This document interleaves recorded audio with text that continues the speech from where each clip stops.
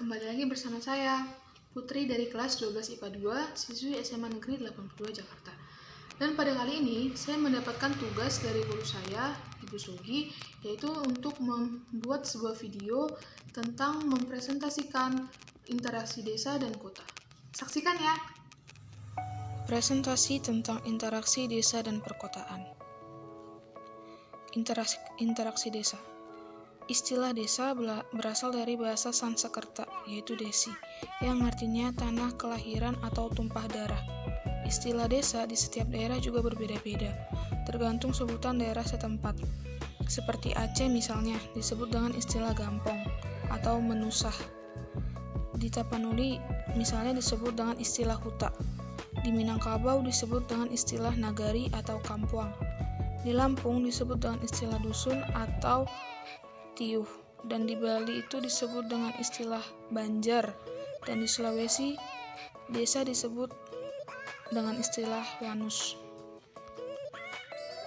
Lalu ada berbagai macam pengertian desa yang dikemukakan oleh para ahli, antara lain R. Bintarto mengemukakan bahwa desa merupakan hasil perwujudan geografis yang ditimbulkan oleh unsur-unsur fisiografis, sosial, ekonomi, politik, dan kultural yang terdapat di suatu daerah serta memiliki hubungan timbal balik dengan daerah lainnya. Sedangkan menurut S. D. Misra, dia mengungkapkan bahwa desa merupakan kumpulan tempat tinggal dan kumpulan daerah pertanian dengan batas-batas tertentu yang luasnya antara 50 sampai 1000 meter area. Lalu unsur-unsur desa, yang pertama ada penduduk. Penduduk yang dimaksud adalah kualitas dan kuantitasnya. Kualitas penduduk meliputi tingkat pendidikan, kesehatan, mata pencaharian, dan tingkat kesejahteraan atau kemakmuran. Sedangkan kuantitas penduduk yaitu meliputi jumlah penduduk, pertumbuhan, kepadatan, persebaran, mobilitas, dan sebagainya. Lalu unsur yang kedua ada perilaku. Perilaku itu meliputi pola tata kehidupan atau kelakuan, tata pergaulan masyarakat, adat istiadat, dan norma-norma yang berlaku di daerah tersebut. Perilaku masyarakat desa ditunjukkan oleh adanya ikatan antar warga yang sangat erat.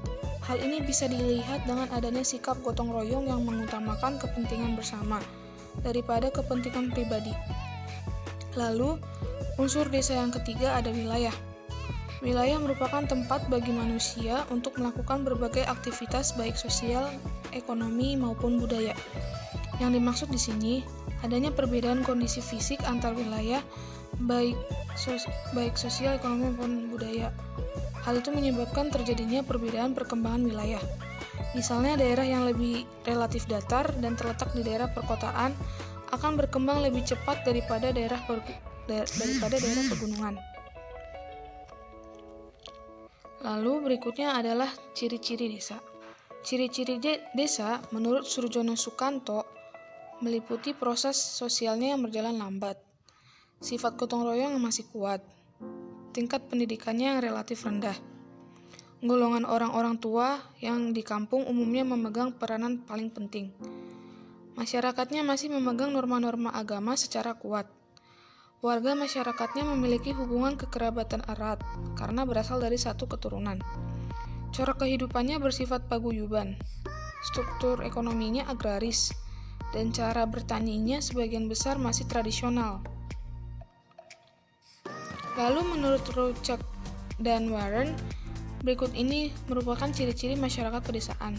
Yang pertama ada hubungan masyarakat yang bersifat kekeluargaan, mobilitas penduduk yang rendah, baik mobilitas horizontal maupun mobilitas sosial. Keluarga di pedesaan yang masih tradisional memiliki banyak fungsi, khususnya sebagian unit ekonomi. Kelompok penduduk yang bermata pencaharian utama di daerah tertentu dan mempunyai peran yang cukup besar. Komunikasi keluarga terjadi secara langsung, mendalam, dan informal. Suatu kelompok dibentuk berdasarkan faktor geografis. Selanjutnya ada permasalahan yang terjadi di masyarakat desa. Yang pertama adalah lapangan pekerjaan di luar pertanian, hampir tidak ada. Lalu yang kedua, sistem upah pada sektor pertanian itu sangat rendah, bahkan lebih rendah dari sistem upah non-pertanian. Lalu yang ketiga adanya sistem kehidupan sosial budaya yang bersifat tradisional. Yang keempat, keterkaitan terhadap kepemilikan lahan. Yang kelima, menurunnya kesuburan lahan pertanian. Selanjutnya, terdapat klasifikasi desa. Yang pertama, berdasarkan luas wilayah. Luas wilayah dibagi menjadi 3 bagian. Lalu, yang kedua berdasarkan jumlah penduduk. Yang ketiga berdasarkan kepadatan penduduk. Yang keempat berdasarkan perkembangan masyarakat. Yang kelima berdasarkan mata pencaharian. Di desa, sistem perhubungan sangat dipengaruhi oleh kondisi geografisnya. Desa yang kondisi geografisnya berupa dataran memiliki tingkat kelancaran yang sangat tinggi dibandingkan dengan desa-desa yang di daerah perbukitan atau pegunungan. Adapun sistem transportasi di pedesaan dipengaruhi oleh 3 faktor seperti berikut. Yang pertama, karena letak atau lokasi desa, di mana letak atau lokasi desa ini memungkinkan komunikasi dan mobilitas penduduk di desa yang terpencil lebih terbatas, sedangkan yang letaknya strategis dan topografinya baik akan lebih cepat berkembang. Fungsi desa terhadap daerah sekitarnya. Bila dihubungkan dengan kota, maka desa dapat berfungsi sebagai hinterland, atau hal ini tentu perlu didukung sarana dan prasarana perhubungan. Lalu yang ketiga adanya keadaan topografi. Keadaan topografi desa yang berelief kasar tentunya menyulitkan pembuatan sarana perhubungan dan perangkutan ke daerah lain. Sebaliknya, daerah yang topografinya landai dapat memudahkan pembuatan sarana perhubungan dan mengangkut. Lalu berikutnya ada potensi desa, di mana potensi desa ini dibagi lagi menjadi 4 bagian. Yang pertama adanya iklim. Iklim adalah ketinggian tertentu suatu desa menjadi maju karena kecocokan iklimnya bagi pengembangan tanaman dan pemanfaatan tertentu seperti perkebunan, pertanian sayur, tempat rekreasi, tempat peristirahatan, dan sebagainya. Lalu ada flora dan fauna. Di desa masih banyak lahan yang dikembangkan untuk usaha pertanian. Berbagai tanaman pangan dan hewan ternak banyak dibudidayakan di pedesaan. Hal ini merupakan upaya untuk pemenuhan kebutuhan di desa dan kota. Lalu, ada lahan. Potensi lahan tidak hanya sebagai tempat tumbuh tanaman, tetapi juga sebagai sumber bahan tambang dan mineral. Lahan memiliki jenis tanah yang menjadi media yang cocok bagi tumbuhan dan tanaman tertentu. Misalnya jenis tanaman aluvial, cocok bagi tanaman padi, jagung, dan kacang. Pada lahan yang juga dimungkinkan terjadi eksploitasi bahan tambang seperti batu bara, batu kapur, pasir, kuarsa, batu marmer, dan sebagainya. Lalu ada air. Pada umumnya, di desa memiliki potensi air yang sangat bersih dan melimpah. Lalu, potensi non-fisiknya itu terdiri dari 3 bagian. Yang pertama, adanya lembaga dan organisasi sosial. Artinya, yaitu lembaga pendidikan dan contoh organisasi sosial yang dapat memberikan bantuan sosial dan bimbingan terhadap masyarakat. Contohnya koperasi, unit desa, balai kesehatan, dan sebagainya. Yang kedua, adanya aparatur dan pamung desa.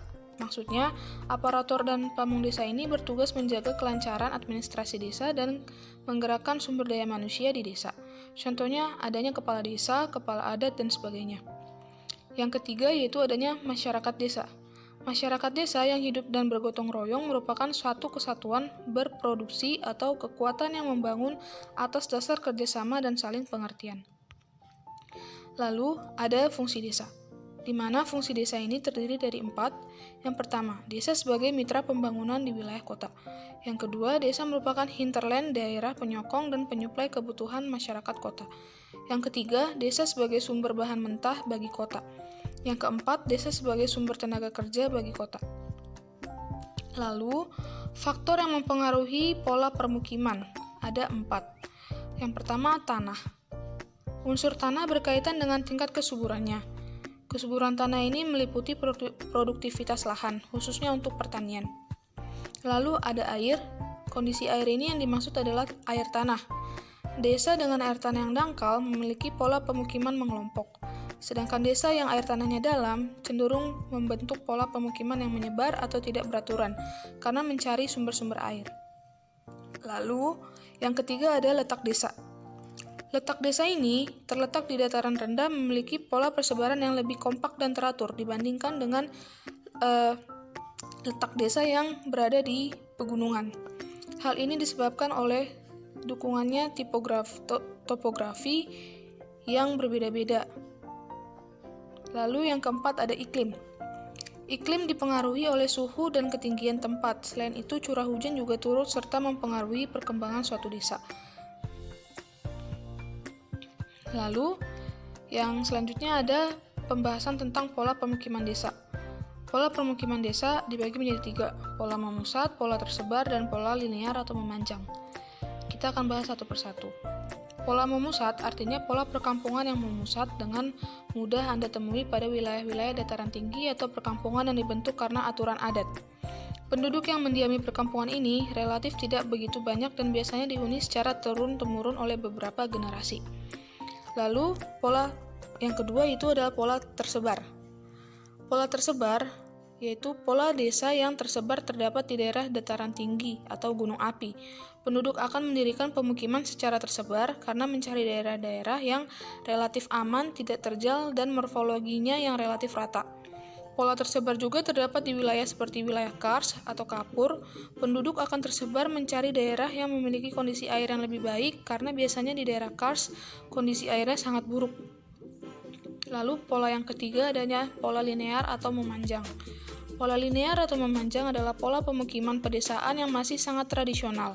Banyak yang mengikuti pola bentuk sungai, karena saat itu sungai sebagai sumber kehidupan sehari-hari. Selain itu, pola linear memanjang juga berfungsi sebagai jalur transportasi antar wilayah. Melalui jalur transportasi sungai, perekonomian yang sederhana saat itu telah berlangsung. Pola ini juga masih berkembang hingga kini di wilayah pedalaman seperti pedalaman Siberut, Kalimantan, dan Papua. Lalu yang berikutnya kita akan membahas tentang interaksi yang ada di kota. Pertama, kota didefinisikan sebagai suatu sistem jaringan kehidupan manusia yang memiliki ciri sosial seperti jumlah penduduk yang tinggi dan strata sosial ekonomi yang heterogen, dengan corak yang materialistis. Berbeda dengan desa, kota memiliki kondisi fisik relatif lebih modern, seperti kondisi sarana dan prasarana jaringan transportasi yang kompleks, sektor pelayanan dan industri yang lebih dominan. Lalu, kita akan membahas pengertian kota menurut para ahli. Saya mengutip 3 pendapat para ahli. Yang pertama yaitu Louis Bird. Menurut Louis Bird, kota adalah permukiman yang relatif besar, padat, dan permanen yang dihuni oleh orang-orang yang heterogen kedudukan sosialnya. Lalu Erwin Tarto mengemukakan bahwa kota adalah suatu bentang budaya yang ditimbulkan oleh unsur-unsur alami dan non-alami, dengan gejala pemusatan penduduk yang cukup besar, corak kehidupan yang lebih heterogen dan materialistik dibandingkan dengan daerah sekitarnya. Lalu menurut Max Weber, kota adalah suatu tempat yang penghuninya dapat memenuhi sebagian besar kebutuhan ekonominya di pasar lokal. Lalu, klasifikasi kota. Klasifikasi kota itu dibagi menjadi 3. Yang pertama berdasarkan jumlah penduduk. Berdasarkan jumlah penduduk meliputi menjadi beberapa bagian lagi, seperti kota kecil, kota sedang, kota besar, kota metropolitan, kota megapolitan. Lalu berdasarkan fungsi. Berdasarkan fungsi, kota meliputi kota pusat kebudayaan, kota pusat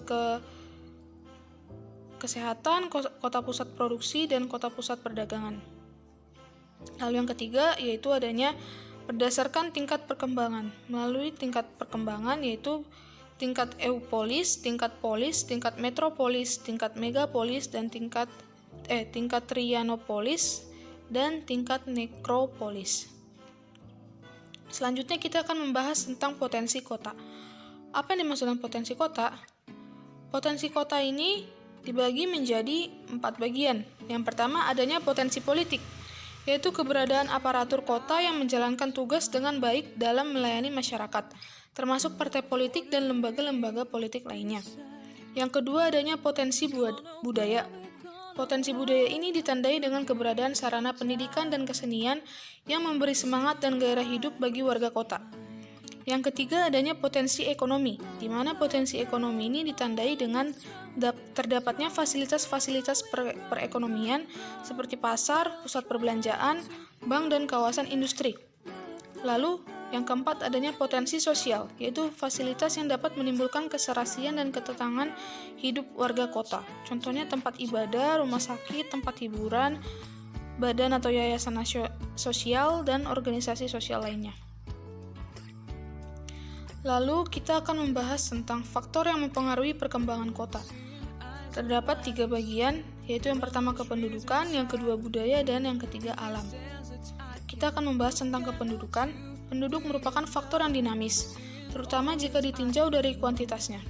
Ada 2 hal yang sangat berpengaruh terhadap perkembangan kota, yaitu pertambahan alami dan tingkat urbanisasi. Adapun faktor-faktor yang menyebabkan terjadinya urbanisasi sebagai berikut. Adanya berbagai fasilitas yang lengkap daripada di desa. Makin sempitnya kepemilikan lahan di desa. Kemajuan transportasi memacu perpindahan penduduk dari desa ke kota. Di kota mudah mendapatkan pekerjaan meskipun dengan keterampilan terbatas.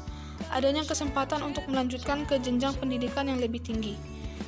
Lalu yang terakhir itu adalah tingkat upah yang ada di kota itu lebih tinggi daripada di desa. Lalu faktor yang mempengaruhi itu ada budaya. Faktor budaya berperan dalam perkembangan kota, yaitu tingkat kepandaian manusia yang mengelola lingkungan kehidupannya. Faktor budaya juga menjadi tolak ukur perkembangan kota, yaitu tingkat penguasaan teknologinya. Lalu perkembangan teknologi itu ikut menentukan perkembangan tingkat sosial ekonomi masyarakat. Faktor yang terakhir itu adalah faktor alam. Faktor alam merupakan faktor yang relatif statis terhadap perkembangan kota. Karena apabila ada perubahan itu merupakan berlangsung relatif lama. Tata ruang kota. Tata ruang kota dibagi menjadi 4 bagian. Yang pertama adanya pusat kota. Pusat kota atau inti kota yaitu pusat kegiatan kota, baik kegiatan ekonomi, politik, kebudayaan, dan sosial. Yang kedua, selaput inti kota. Selaput inti kota adalah lokasi pusat kegiatan yang berada di luar inti kota yang merupakan perluasan atau pemekaran kota. Yang ketiga adalah kota satelit. Kota satelit yaitu suatu kawasan yang mempunyai sifat perkotaan yang memberi daya dukung bagi kehidupan di kota. Suburban. Suburban yaitu suatu daerah di sekitar pusat yang berfungsi sebagai daerah permukiman dan pabrik atau industri. Nah, ini merupakan gambaran dari pola keruangan kota yang memanfaatkan kota secara umum dan digambarkanlah sebagai berikut. Yang pertama adalah city. City adalah suatu daerah yang memiliki sarana kehidupan dan penghidupan yang modern. Yang kedua, suburban adalah suatu area yang lokasinya dekat dengan pusat kota atau inti kota dengan luas mencakup daerah penglaju komputer. Yang ketiga, suburban. Yang ketiga adalah suburban fringe. Suburban fringe adalah suatu daerah peralihan antara kota dengan desa yang mengelilingi suburban. Yang keempat adalah urban fringe. Urban fringe adalah daerah batas luar kota yang mempunyai sifat yang mirip dengan kota. Yang kelima ada rural urban fringe, adalah daerah yang terletak antar kota dan desa yang ditandai dengan penggunaan tanah campuran. Yang keenam ada rural. Rural atau desa adalah daerah yang memiliki suasana kehidupan desa dan kehidupan yang sangat aman. Lalu terdapat teori pola keruangan kota, di mana teori pola keruangan kota ini dibagi menjadi 3 bagian. Yang pertama ada teori sektor. Teori sektor adalah Homer Hoyt yang menyatakan bahwa kota bukan merupakan lingkaran-lingkaran konsentris, melainkan berupa sektor-sektor yang terpisah di dalam dan keluar. Yang kedua adalah teori inti ganda. Teori inti ganda ini dikemukakan oleh Harris dan Ullman yang menilai bahwa kota tidak seteratur penggambaran Bruges karena antar kawasan kota seolah berdiri sendiri. Lalu yang ketiga adanya teori memusat atau konsentris, di mana teori memusat atau konsentris ini adalah Bruges berpendapat bahwa pola penggunaan lahan di perkotaan memperlihatkan zona-zona konsentris atau melingkar. Selanjutnya adalah kita dapat membahas tentang sistem angkutan dan perhubungan antar kota. Sistem transportasi dan perhubungan kota-kota besar di Indonesia yang telah dilaksanakan yaitu sebagai berikut. Adanya pembuatan jalan tembus atau bypass. Lalu pemasangan traffic light di persimpangan jalan. Lalu pembuatan jalur cepat dan jalur lambat, pembuatan jalur layang untuk kereta api dan jalur layang untuk kendaraan pada persimpangan jalur kereta api. Selanjutnya peraturan lalu lintas dan penggunaan jalan sesuai dengan jenis kendaraan.